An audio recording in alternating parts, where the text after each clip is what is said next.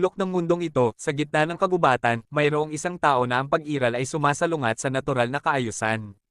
Pagkatapos ng pagbubuhat ng ilang bakal ay kumain si Mash ng kanyang paboritong cream puff.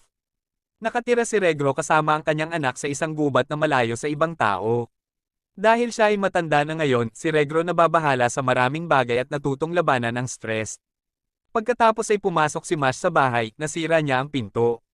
Nagalit si Regro at sinigawan siya tungkol dito, ngunit ipinaliwanag ni Mash na hindi niya maalala kung kailangan niyang hilahin o itulak. Humingi ng tawad si Mash at ipinaliwanag niya na aayusin niya ito. Kalmado si Regro ngunit nakita niya si Mash na sinusubukang ikabit ang pinto habang nasa maling posisyon. Muli siyang nagalit at sinisigawan siya na nasa maling posisyon ito. Gayunpaman, patuloy na pinipilit ni Mash na idikit ang pinto at tuluyang nasira ito. Matapos kumalma si Regro, tinanong niya si Mash kung natapos na niya ang routine ng pagsasanay ngayon. Kinumpirma